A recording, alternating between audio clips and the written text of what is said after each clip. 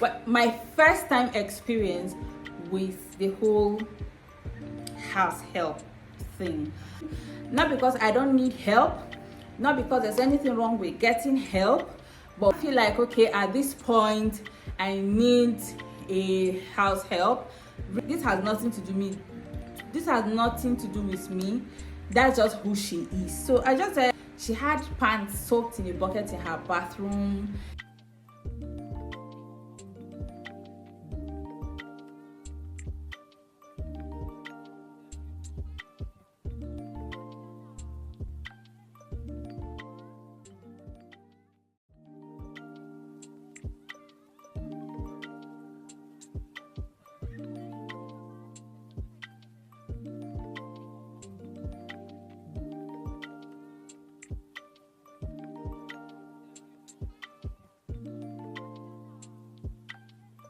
Hi guys, you're welcome back to the channel. It's Let's Talk with Josie and I am Josephine, and on this channel the brothers and my existence, then we definitely do talk about it.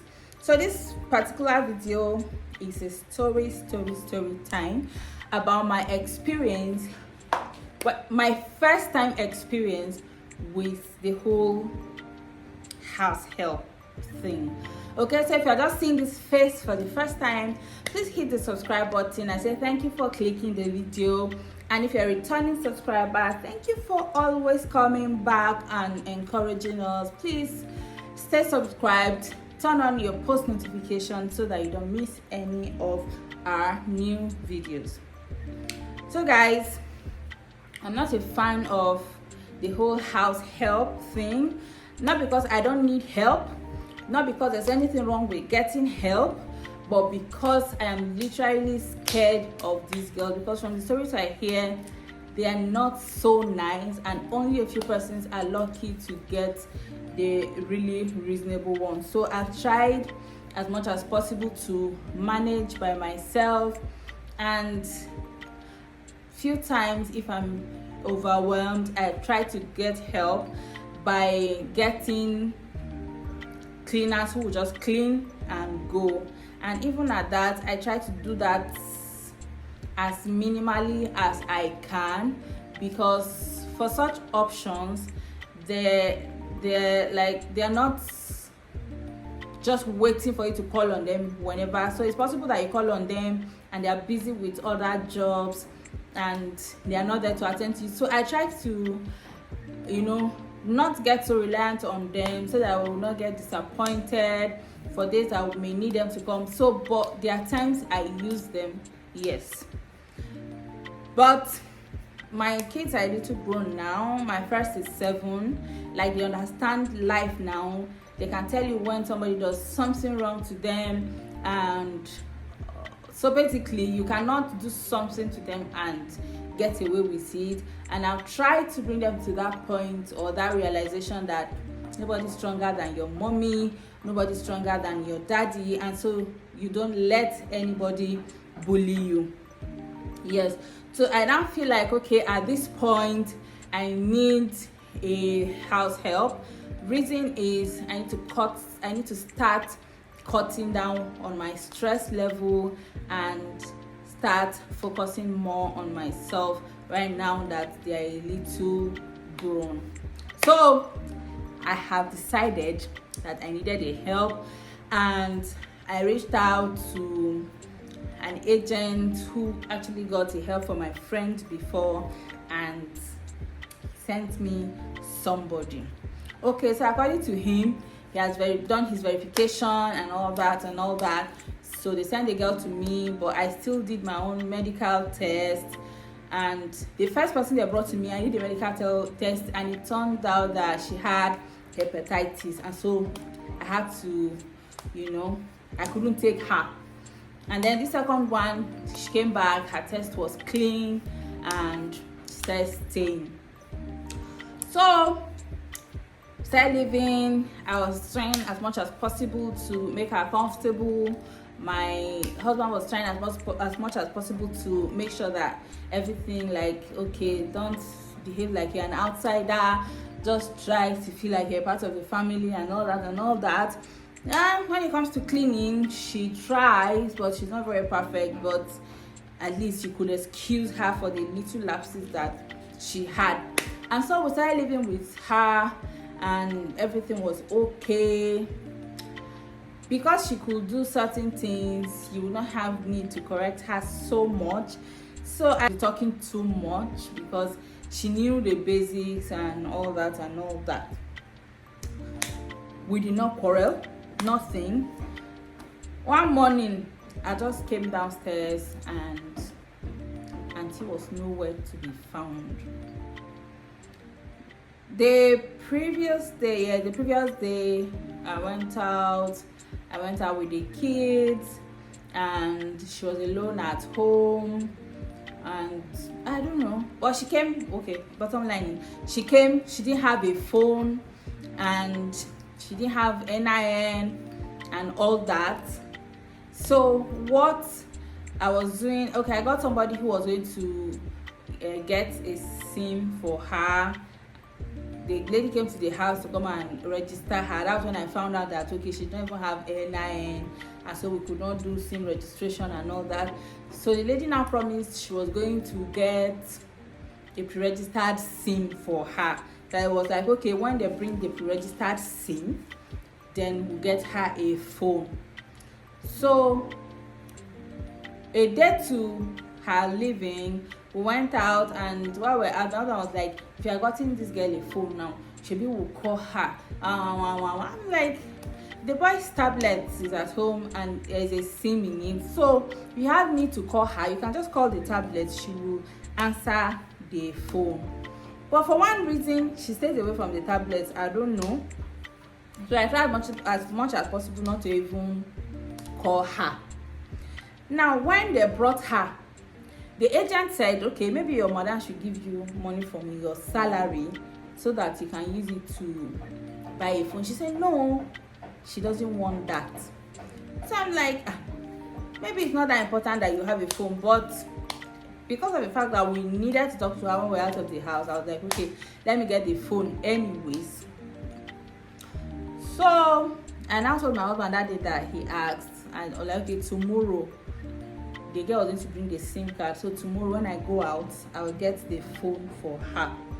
Tomorrow, that was when we now woke up in the morning and we didn't see her again. Like, I just came downstairs, I didn't see her, and my husband also came downstairs. I'm like, where's your girl? I said, I don't know, we didn't see her. It was a Thursday. So my husband was like, okay, maybe she just took a stroll, like she wants to just have a feel of the environment and all that. Feel of environment, what for?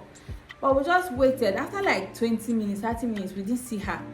My husband now said, are you sure this girl has not run away? And I was like, ran away, how?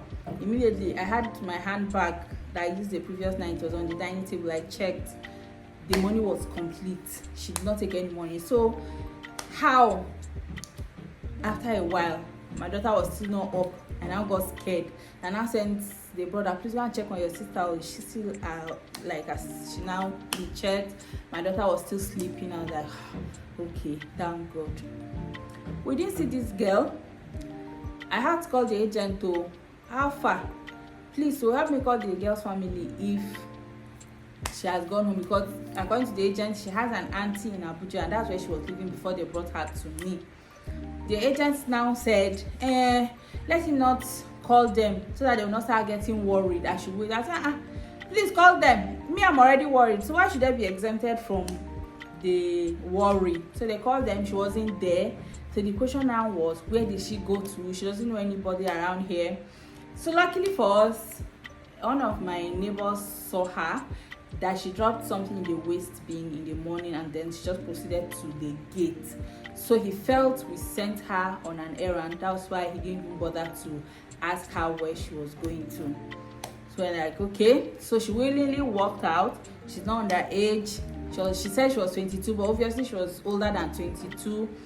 I had my doors locked. She opened the doors and went out. So I was like, okay, let me just wait. After 24 hours, we go to the police station and go and file a report. The following day, when we were supposed to go and file the report, the agent now called to say he had spoken with the family and they said that she don't worry, that she had done that before, that she ran away and she came back by herself.